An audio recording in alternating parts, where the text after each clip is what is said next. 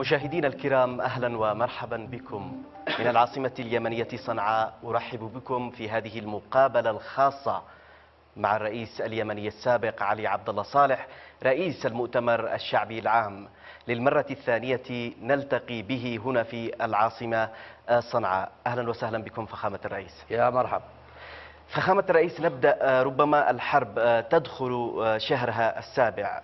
اليوم هناك الكثير من المتغيرات على الساحة اليمنية، هناك الكثير من المتغيرات ميدانيا تحديدا. قوات التحالف السعودي الآن تسيطر على عدن، حكومة هادي عادت إلى عدن، نائب الرئيس هادي يتواجد أيضا في عدن. وإذا ما انتقلنا إلى الشمال، القوات التحالف أيضا وصلت إلى مأرب تحديدا على مشارف العاصمة اليمنية صنعاء. هل تشعرون بالخطر بعد هذه التطورات؟ أعبر عن أسفي الشديد لهذا التدخل السافر في الشأن اليمني. كان هناك أزمة وخلاف يمني، ولكن يبدو أن التدخل هذا يأتي بأثر رجعي، ابتداء من قتل الحجاج في تنومة، الحجاج اليمنيين قبل 34، وتأتي إلى حرب 31-32 إلى اتفاقية الطائف في 34. فهناك تراكمات من الخلاف اليمني السعودي، زائد ما حدث في عام 93-94 عندما دعموا الانفصال لفصل الجنوب عن الشمال. فالشغل بأثر رجعي. لو جيت تبحث عن الحقيقة خلال هذه الأعوام التي مضت بعد معاهدة الطائف، لا يوجد خلاف. كان خلاف حدودي بين الكر والفر، ولكن كان الحوار مستمر مع السعودية. أسفر هذا الحوار الذي طال أمده حوالي 66 سنة و6 أشهر، حتى وقعنا على المعاهدة الأخيرة، وهي اتفاقية الحدود النهائية مع الملك عبد الله بن عبد العزيز في جدة. نعم. فيبدو الشغل بأثر رجعي. يشعروا بمشكلة تدخلهم في عام 93-94 إنها هزيمة عندما فشلوا في تحقيق الانفصال. كان هناك التفاف شعبي وحشد عسكري جيد، استطعنا أن نحقق انتصارات جيدة وهزمنا الانفصال. صراحة أنا لا أعتبر هزيمة للإخوان اليمنيين أنفسهم الذي أعلنوا الانفصال في المحافظات الجنوبية، ولكن الهزيمة هي لمن مول ومن دعم عسكريا، ماليا، سياسيا. وأنتم تتهمون السعودية بهذا الأمر؟ هذا نعم. الأشقاء في المملكة العربية السعودية للأسف الشديد، وما كانش يظهروا مكشرين بأنيابهم أو قلبة عيونهم، كانوا مبتسمين، ولكن بيشتغلوا بشغل دقيق للانفصال. ليش بيشتغلوا للانفصال؟ لأنه ما كانش متوقعين تحقيق الوحدة في 22 مايو 90. هذه النقاط فخامة الرئيس مهمة، نقاط تاريخية مهمة جدا. لكن لو تحدثنا عن هذه اللحظة، الآن القوات السعودية الإماراتية تتواجد على مشارف العاصمة اليمنية صنعاء، تحديدا في محافظة مأرب. المواجهات مستمرة هناك، وهم يقتربون ويحرزون كما يقولون الكثير من التقدم. أنتم شخصيا هل تشعرون بالخطر من هذا التقدم ومن هذه السيطرة؟ أنا لا أشعر بقلق، لأن الشعب اليمني موجود،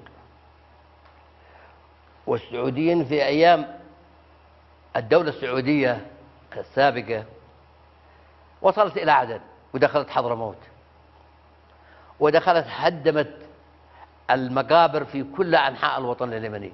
في شرقه وغربه وجنوبه وشماله. متى كان هذا؟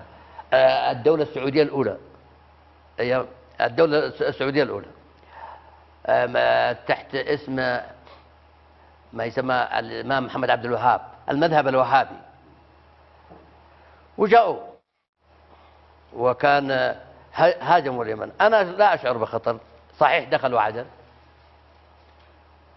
لكن ما دخلوا السعوديين للأسف، دخلوا أشقائنا في دولة الإمارات العربية المتحدة، وهذه دولة الإمارات كنا لها كل الود وكل الاحترام للشعب وللقيادة إلى هذه اللحظة. إلى هذه اللحظة. لماذا؟ لأن علاقتنا بهم ممتازة وليس بيننا وياهم أي منافسة حدودية أو مشاكل سياسية على الإطلاق، بل كان علاقات ودية في عهد الشيخ زايد وفي عهد الشيخ خليفة والأخ محمد بن زايد، علاقات جيدة.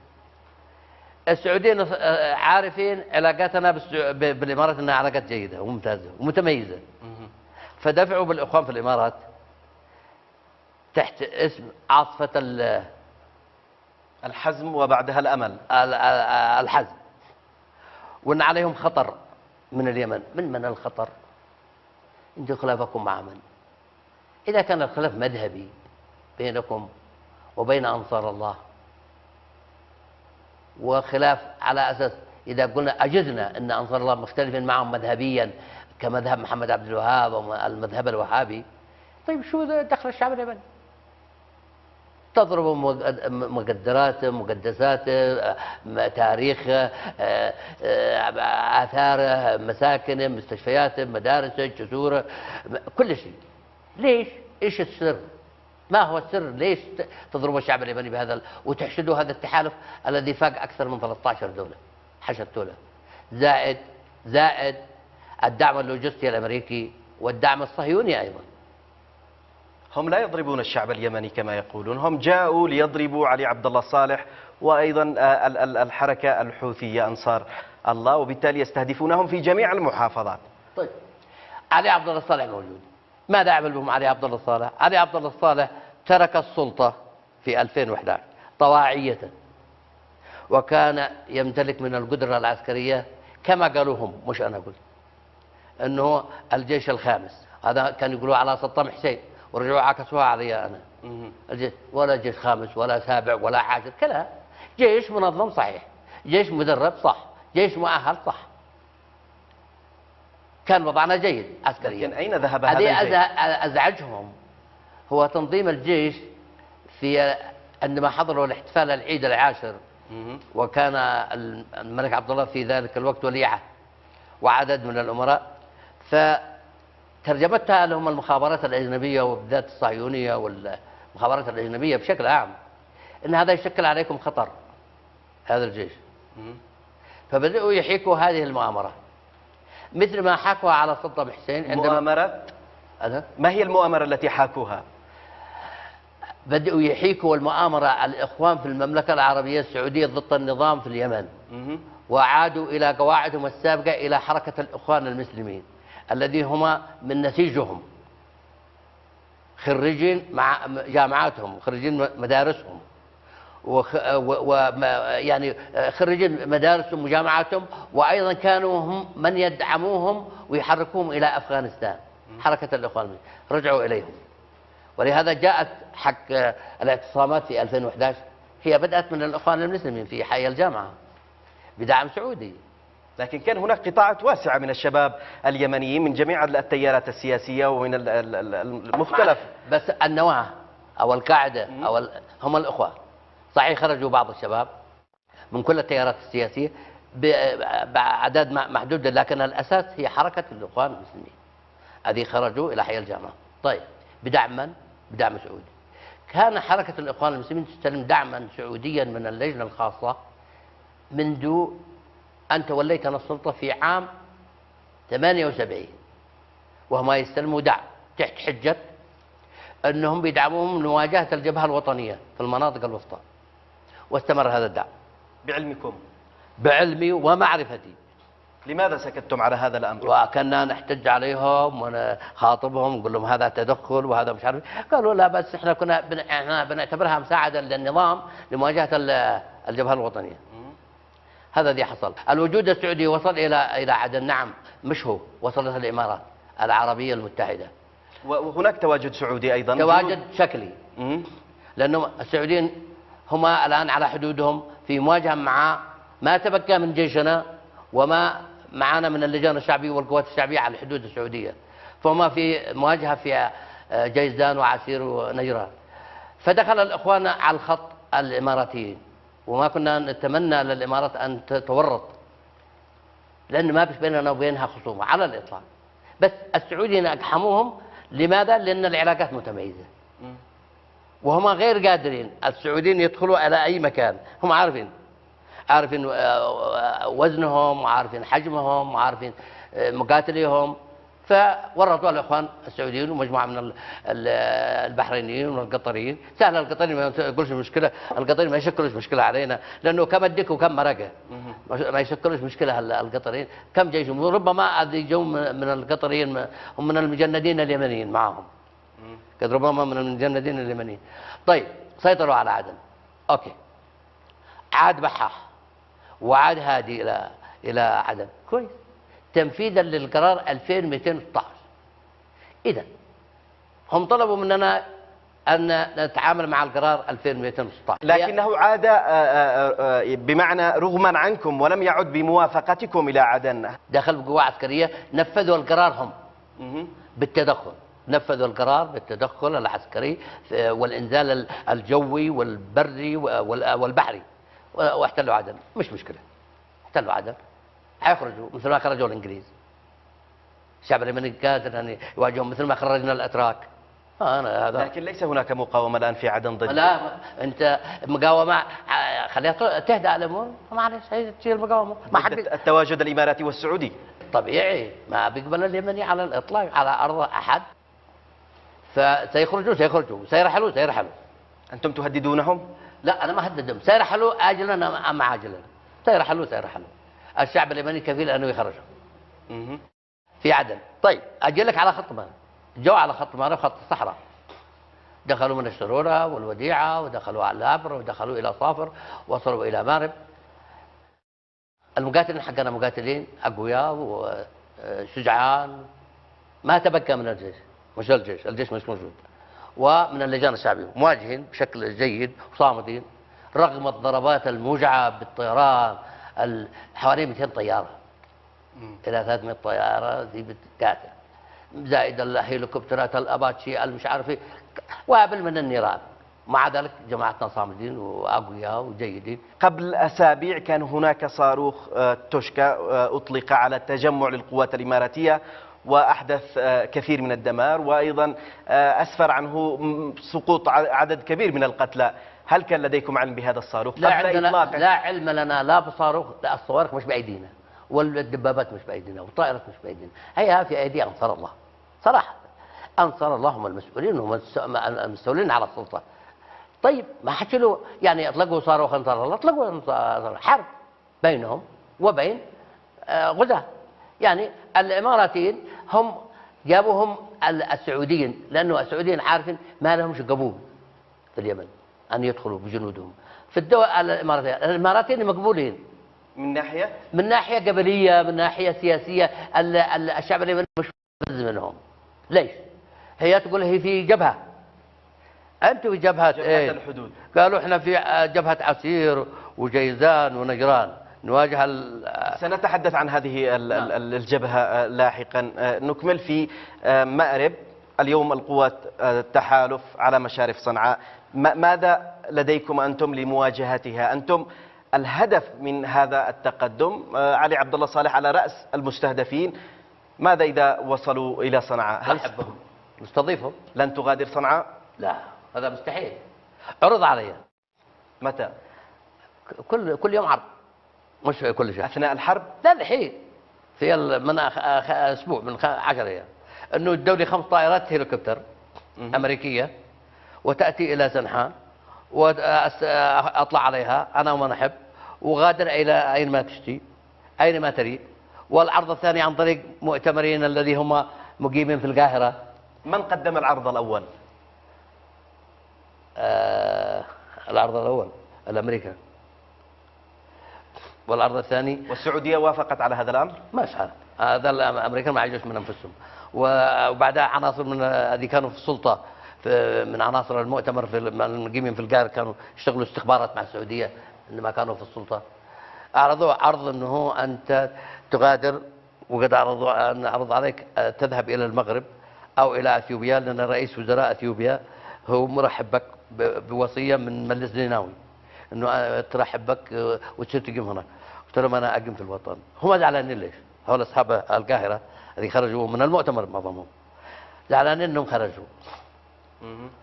فاري. مثل من هؤلاء القيادة؟ انا ما امشيش الاسماء وانت تعرفهم اكثر مني. نريد ان نعرف من هم. تعرفهم عبر كل القنوات. زعلانين انهم خرجوا وما لهمش مكانه، استلموا لهم زلط من اللجنه الخاصه السعوديه، واذا هم خارج لاجئين في القاهره في السعوديه في دبي في شو يخرج عليه عبد الله صالح كل شيء الا يخرج ويترك المؤتمر. قلنا المؤتمر له لوائحه ولا انظمته، يعقد مؤتمر عام باسمه ينتخب لك قياده جديده. قالوا بس نشتي منك انه حتى لو عقد المؤتمر تتعهد انك ما تترشحش. قلنا انا اتعهد، اتركونا اوقف الحرب وانا لا اترشح. طيب هؤلاء من المؤتمرين الفارين، ادي لك قصه المؤتمرين الفارين وغيرهم مثل الناصريين على الاخوان المسلمين الموجودين في الرياض في القاهره. هذه ستكون قصتهم، شوف مهما طالت الحرب ولا قصرت سنتصالح مع السعوديه، سنتصالح تماما، سنتصالح ونتفاهم، وحيكون مصيرهم هؤلاء هذه في القاهره وهذه في السعوديه مصير بيت حميد الدين. ليش؟ يعني هم كانوا ينفذوا سياسه السعوديه بيت حميد الدين من عام 62 لسنه 70. هؤلاء بينفذوا سياسه السعوديه. حنتصالح مع السعوديه اجلا ام عاجلا، وسيكونوا في المنفى هذه في الرياض وهذه في السعوديه، سيكونوا تكرمهم السعوديه من شقه ومرتب شهري مثل ما فعلت البيت حميد الدين. هذا هو. لن يعودوا الى وطنهم؟ لن يعودوا. اتحاكموا الاطفال الذي عادوا في بطن امه، مش الذي يدخلوا. الطفل الذي عادوا في بطن امه سيحاكم هؤلاء الخونه الموجودين على ارض السعوديه والموجودين في القاهره وفي اي مكان اخر.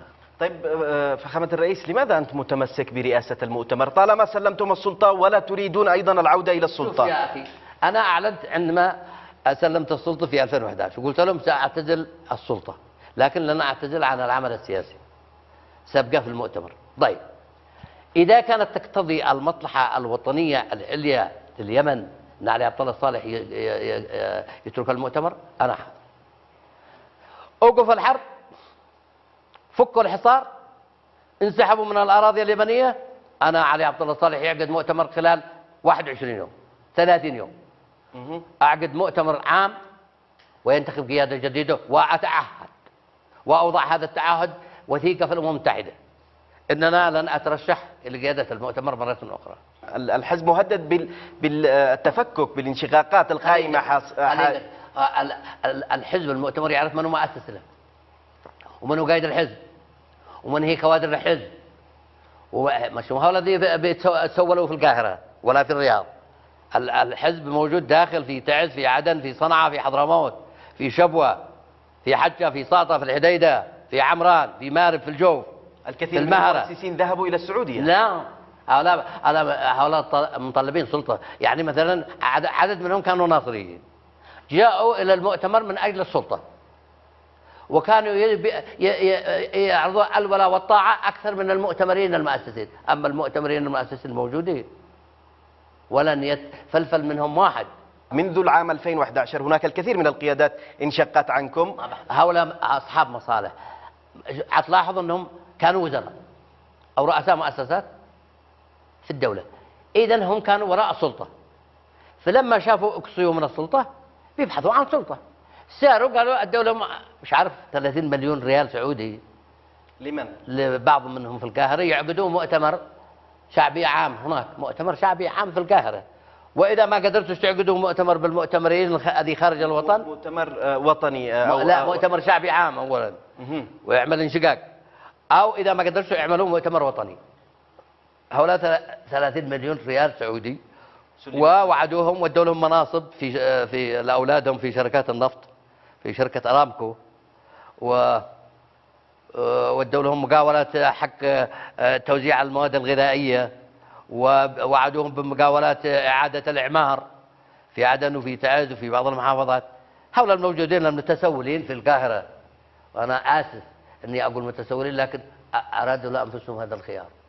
الان يعني اطفال ونساء ورجال وشعب بيطالب محاكمتهم، لانهم وراء الاحداثيات هذه خارج، هذه في الرياض وهذه في القاهره، وراء الاحداثيات والدمار الذي حصل للمؤسسات الدوله والمؤسسات المجتمع المدني والمؤسسات القطاع الخاص، هم وراها مقابل حفنه من المال.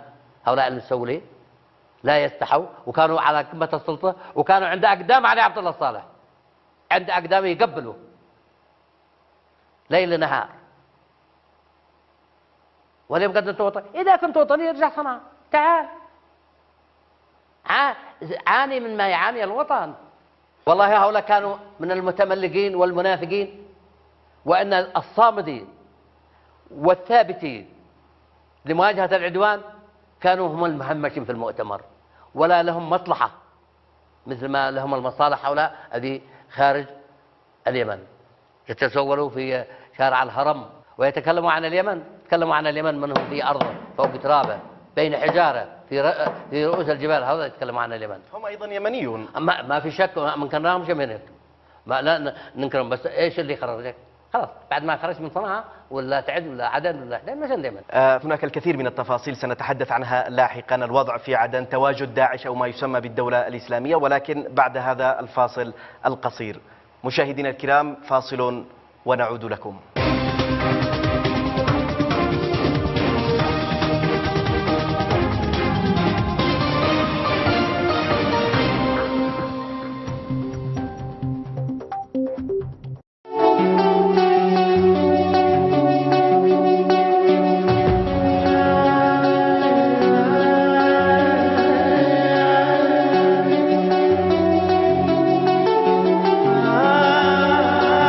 الجزء الثاني من هذه المقابلة الخاصة التي نجريها من العاصمة اليمنية صنعاء مع الرئيس اليمني السابق علي عبد الله صالح رئيس حزب المؤتمر الشعبي العام. أهلا وسهلا بكم فخامة الرئيس مرة أخرى.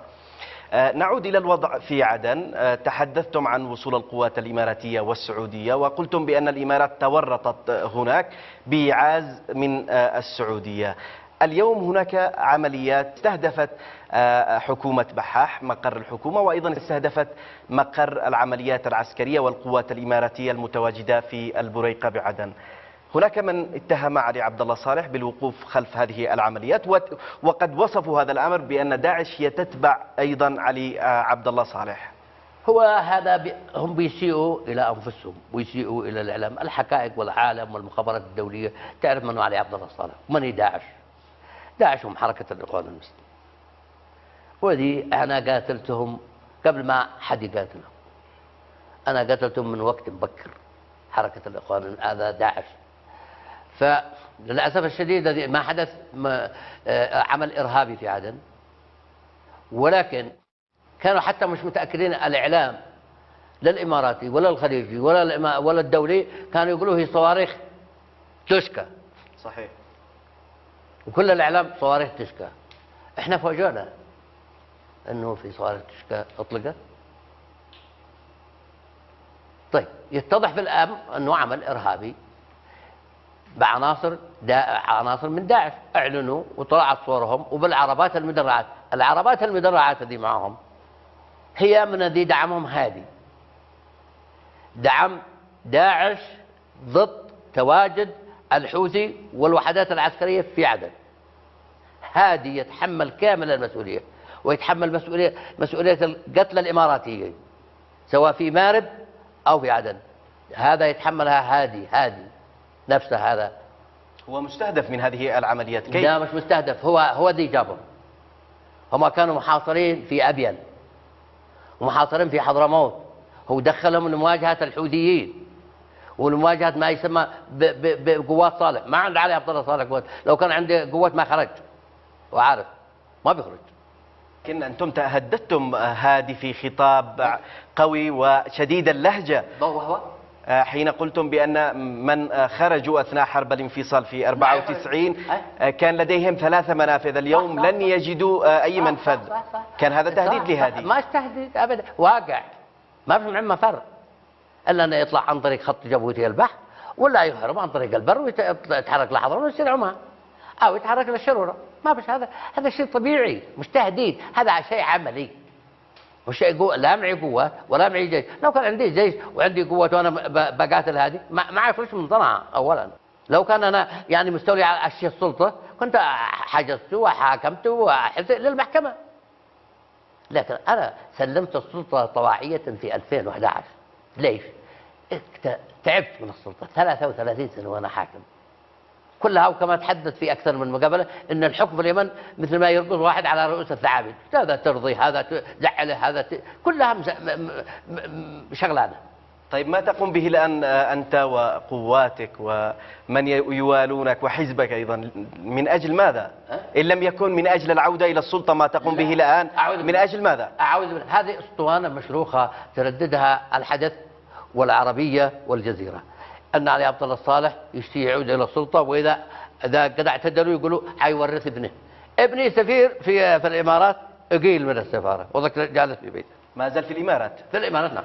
كيف وضع الآن السفير أو نزلكم أحمد في ظل التطورات الأخيرة، وصول القوات الإماراتية أيضا تصاعد في اللهجة الحادة ضدكم من قبل الإمارات؟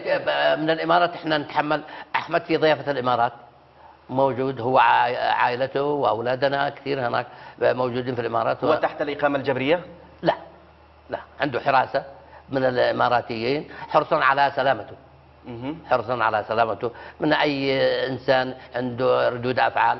يعني الإماراتيين مؤدبين إلى حد كبير ويحترموا ضيفهم. ليس لديكم أي تواصل مع القيادة الإماراتية في هذه اللحظة؟ تواصل. لكن التواصل احنا متواصلين من الأول، وإحنا عارفين ما نشتي منهم وهم عارفين ما يشتوا منا. هذا بعد ما تصفونه بالعدوان، لكن قبل ذلك كان هناك أيضا تقارب بينكم بينها. عملت السعودية بكل سياساتها هذه كلها، السياسة العظيمة أنها تدخل الإمارات إلى عدن وتدخلهم إلى مأرب، ولن تدخل السعودية. إذا تشتوا تدخلوا ما وجه أن أنتم احتليتوا، تعالوا ندخلكم ونستضيفكم عندنا في صنعاء ونفتح لكم المعسكرات، وتعالوا اوقف الضرب. قتل الابرياء والمساكين، اما المقاتلين ما بتضربوا. يعني حتى الان نسبه القتلى والجرحى عندنا ما يقرب عن حوالي 25,000. طيب اكثر من 90% او 95% مدنيين، اما المقاتلين ما قدروش يوصلوا. المقاتلين حقنا في كل مكان، في الجبال، في كل مكان. حقكم انتم علي عبد الله صالح؟ لا حق الشعب اليمني. انا ما عندي، انا اصلي ما انا محارب. لو كنت انا مقاتل كانت تغيرت الموازين تماما. هم يعرفوا علي عبد الله صالح، منو علي عبد الله صالح؟ كانت تغيرت التوازن تماما وتغيرت المعادلات. لكن علي عبد الله صالح سلم الجيش والامن والخزينه العامه في 2011 طواعيه الى السلطه المدعومة سعوديا. سابقا فخامة الرئيس تحدثتم بأنكم تقاتلون إلى جانب اللجان الشعبية. أنا قلت، أنا لا أصحح في المقابلة، نحن نقف في مواجهة العدوان، نقف في مواجهة العدوان، نقاتل سياسيا مش شرط قاتل ميدانيا. ليس هناك مشاركة لكم؟ مشاركة قوات متطوعين من العسكريين، من القبائل، من المؤتمريين، متطوعين. قوات عسكرية محسوبة عليكم أيضا؟ هم بيحسبوا الجيش كله محسوب علي. طيب وانتم لكم حكمتوا، وانتم عبد الرب منصور 4 سنوات، وين؟ والجيش معاه من كان يحكم؟ هيكلتوا، جبتوا الامريكان يهيكلوا، جبتوا الاردنيين يهيكلوا، هيكلتوا، كسرتوا، مع ذلك سيعود الجيش. متى سيكون هذا إن لم يحدث الآن؟ احنا الآن بيننا حوار مع المنظمة الدولية مثل الأمم المتحدة في مسقط. احنا نميل إلى الحوار، وهناك اتفاقية مع المبعوث الأممي في مسقط، اتفقوا على 10 نقاط وذهب بعدها تحولت إلى 7 نقاط. تحول ب10 نقاط ورفضوها، ورجع مرة ثانية وتحاور مع جماعتنا، وصلوا إلى 7 نقاط مع المؤتمر وأنصار الله، وقبلنا بها. حتى الآن لن يقبلوا بها، يريدوا أنهم لا حوار إلا بلغة البندقية. يا ريت إني بندقية، لكن طائرات F-16 وأباتشي وشغلانة ماش مشكلة، سنتحمل مثل ما قد ستستسلمون أم ستتحملون؟ ها؟ ستستسلمون؟ أعوذ بالله، أعوذ بالله، لن نستسلم. لقد وصلوا السعوديين في عام 67 إلى مشارف صنعاء، وصلوا بالمرتزقة حقهم الملكيين إلى مشارف صنعاء، وإذا تعرف جبل النهدين هذه فوق دار الرئاسة وصلوا إليها، الذي يتعرض للقصف المستمر حاليا. أيوة، هو وعطان، لأنه هذا عطان ما رضي يسلم نفسه والنهدين هم راكن إن عطان رجل، يقولوا يسلم عليه عبد الله الصالح نفسه والحوثي وعطان، ثلاثة لازم يستسلموا. ودحين أضافوا النهدين. يجوا له صنعاء، يا أهلا وسهلا، بس وقف الضرب، لا تدبروش المساكين والضعفاء، أما المقاتلين والسياسيين ما بتحصلهم.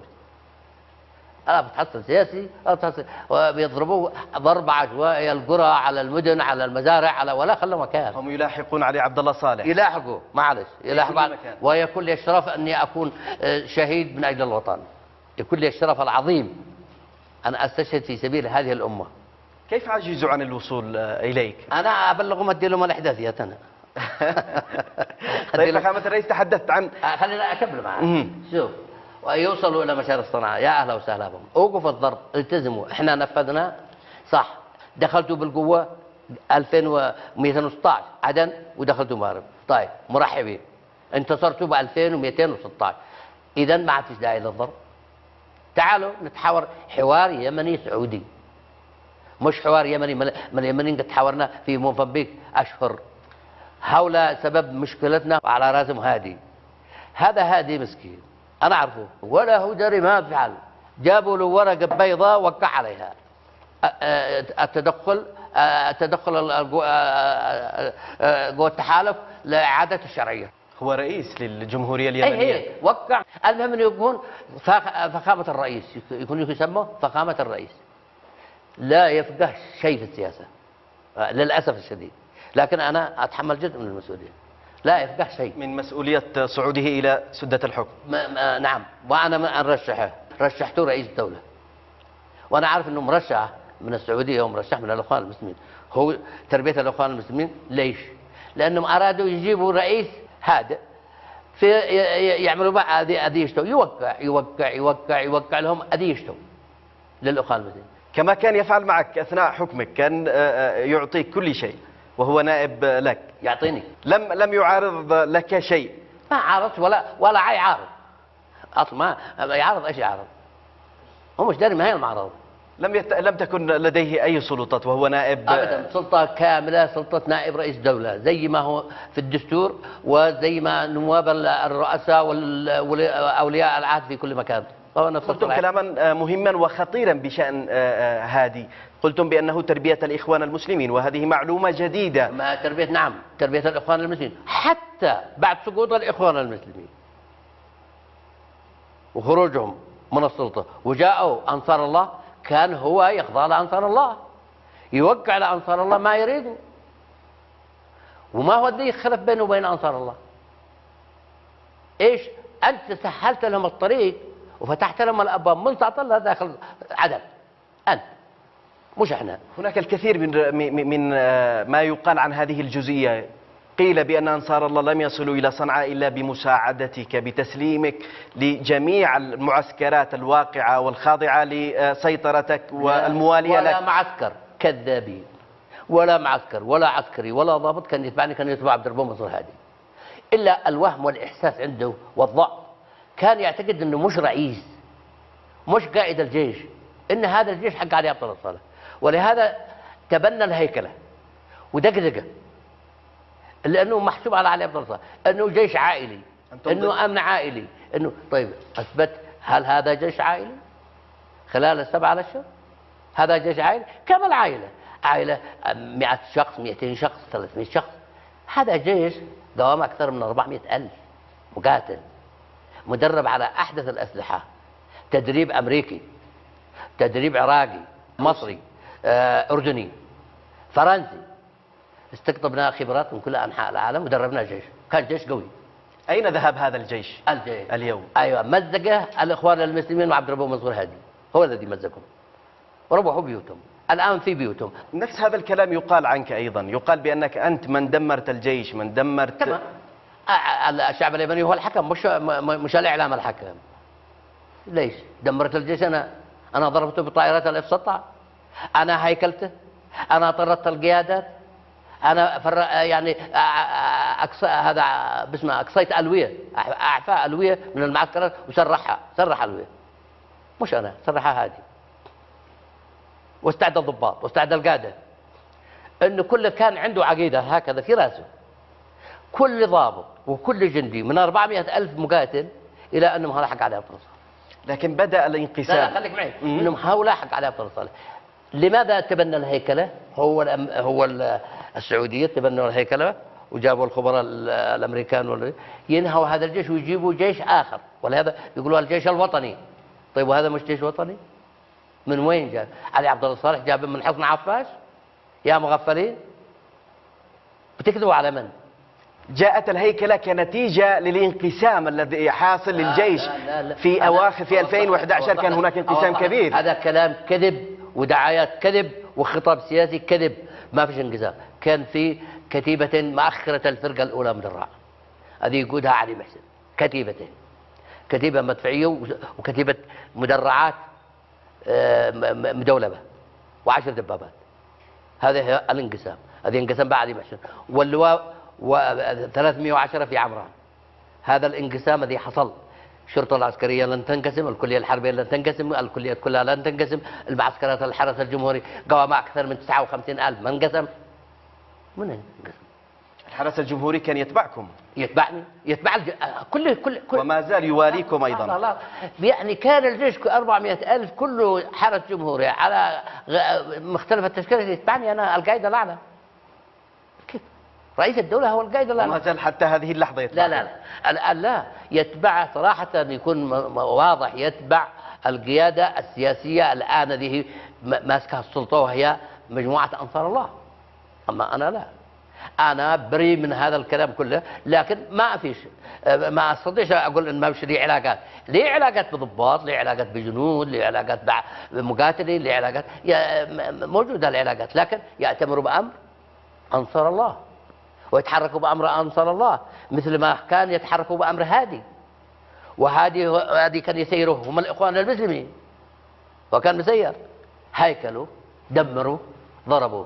جاءت السعودية أول ما وصلوا ضربوا طائرات حديثة، صراحة طائرات حديثة من أحدث الطائرات، وهي ال 129 من أحدث الطائرات، وطائرات هليكوبترات ومقاتلات وطائرات النقل دمروها. لكن أين الرادارات؟ أين طبعا في الحرب، يعني أنت إذا كان 13 دولة تلم على دولة واحدة، ودولة ما كان بش قيادة، مجموعة الأنصار الله قيادة متواضعة، ما عندهمش قائد أعلى ولا عندهم قائد عام ولا عندهم مدير دفاع، ما بش معهم، هم مقاتلين أنصار الله لوحدهم، ماشي معهم قيادة. أين قيادة الجيش؟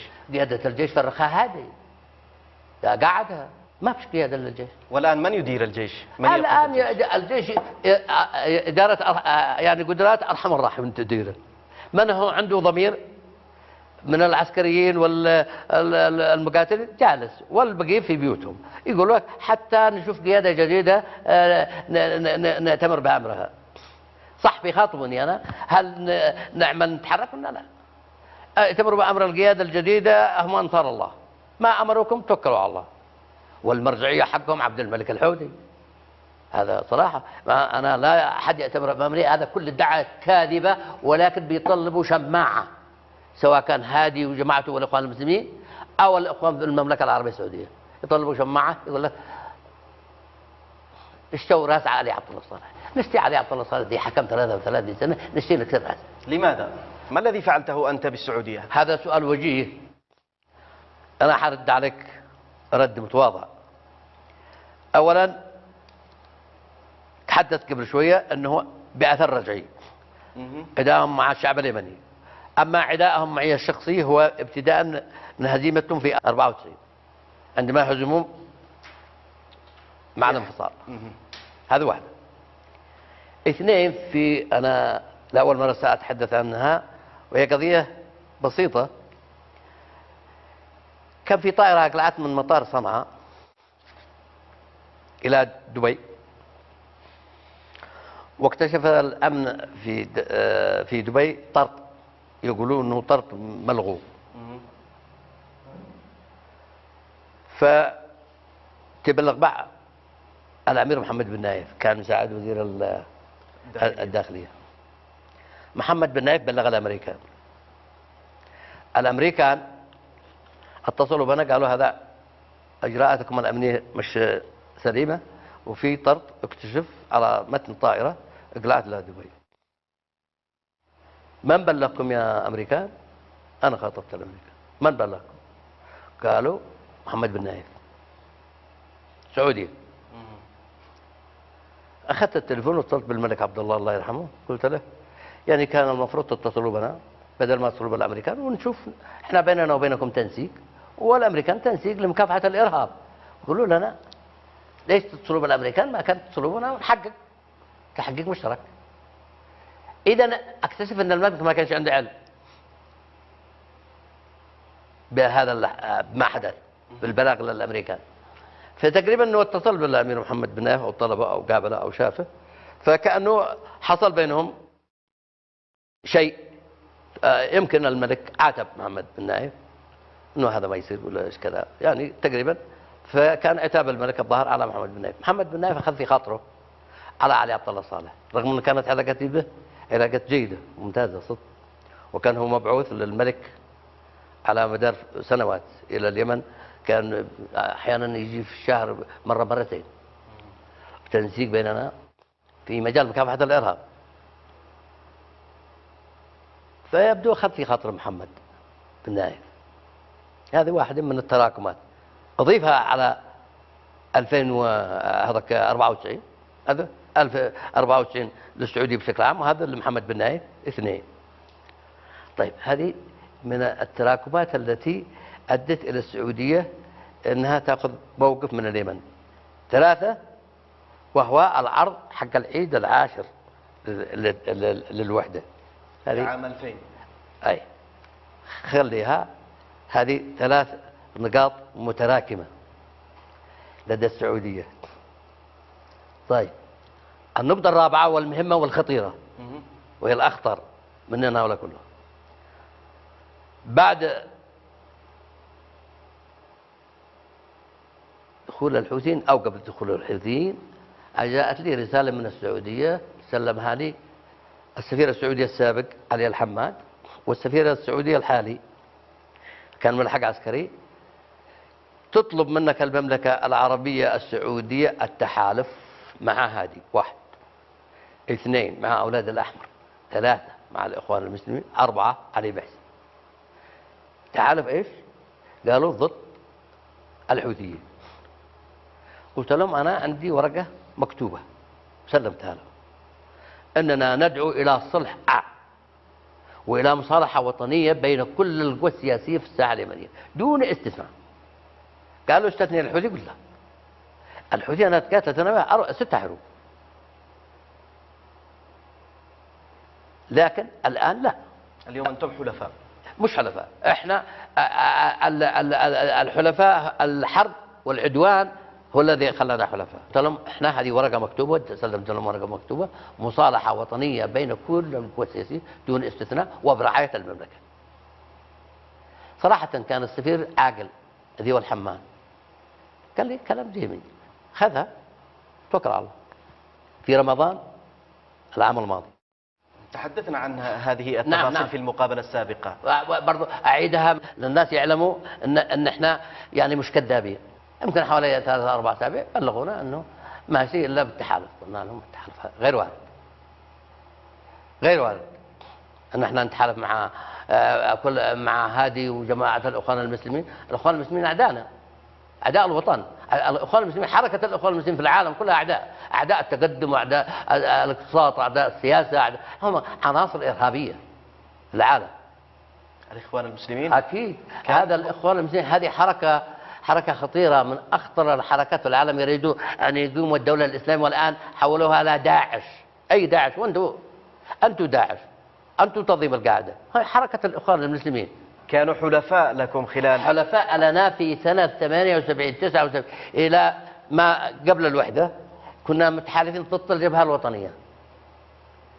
هذه كانت تتواجد في المناطق الوسطى وفي تعز وفي إب، هذا صراحة متحالفين. بعد ذلك أيضا كانوا حزب سياسي وحلفاء كانوا حزب لكم، سياسي وشاركوا في الحكومة، نعم ما في مشكلة. واليوم تتهمونهم بأنهم دواعش وإرهابيين أنا اختلفت مع الإخوان المسلمين بعد الوحدة. لماذا؟ كان هناك في تشريع في مجلس النواب توحيد التعليم وإنهاء ازدواجية التعليم، المعاهد والتربية والتعليم. فطلع قانون رفضوه، والقانون قانون. فبقينا على مد وجزر مع الإخوان المسلمين حول توحيد التعليم.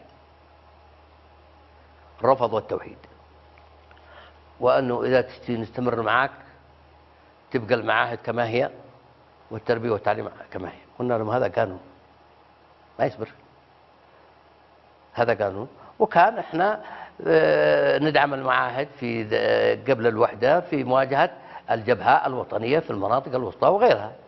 فاختلفنا معهم، مد وجزر، من هنا لهنا أننا نوحد التعليم الأساسي، وتبقى المعاهد العلمية ما بعد التعليم الأساسي. انقسموا حركة الإخوان المسلمين، جزء أيد وجزء رفض. احنا أصرينا على التوحيد، بعد نفذنا القانون. هناك جاء الفراق. وبعد ذلك تحالفتم في مواجهة الحزب الاشتراكي والجنوب وعلي سالم البيض. تطورت الأحداث، جاءت مسألة الأزمة والانفصال ومش عارف ايه، التفوا معنا وجاءوا معنا ولمواجهة الانفصال بدون أي تحالف أو قيد أو شرط، تحالف لمواجهة الانفصال، زي ما الشعب اليمني الآن متحالف كل مع بعضه لمواجهة العدوى، وهذا تحالف للحفاظ على الوحدة. جاء الخلاف بيننا وبين الإخوان والإخوان المسلمين، لعلمك ولعلم المشاهد ولعلم الذي ما يعلم، مدعومين أمريكيا. وأنا كنت على رأس السلطة واستلمت تعليمات من الأمريكان ادعم حركة الإخوان المسلمين وأن يتحركوا إلى أفغانستان لمواجهة الغزو السوفيتي. هذا كلام مش زيف ولا كذب، هذا مراسلات بيننا وبين الأمريكان. تم هذا الأمر، تم هذا الأمر، دعمتم الإخوان وأوصلتوهم إلى أفغانستان. نعم. أقول لهم شر البلية في العالم الإسلامي كله، ما يجري في سوريا هم وراه، ما يجري في العراق وراه، ما يجري في الأردن، ما يجري في مصر، وللأسف في مصر الشقيقة الكبرى. نحن هللنا وكبرنا لطلوع الأخ عبد الفتاح السيسي رئيسا للدولة اللي يحل محل الإخوان المسلمين. اليوم نفاجأ بتحالف الأخ عبد الفتاح السيسي مع حركة الإخوان المسلمين في اليمن، وهو بيتحارب وياهم في سيناء وفي القاهرة، ويشكلوا على النظام خطر، وهنا يتحالف مع الإخوان المسلمين في اليمن لفصل الشمال عن الجنوب. هذه الحرب هي تأتي لفصل الجنوب عن الشمال. نعم.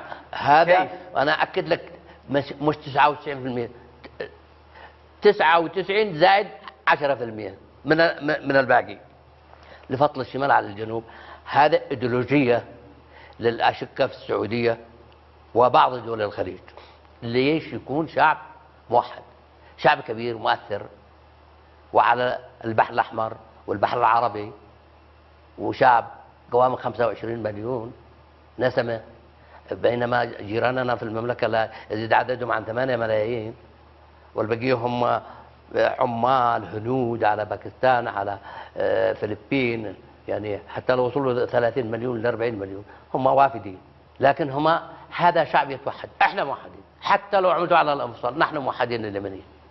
قامت ثورة 26 سبتمبر وقاتل الجنوب مع الشمال ضد الملكية، وقامت ثورة 14 أكتوبر وقاتل الشماليين مع الجنوب ضد الاستعمار.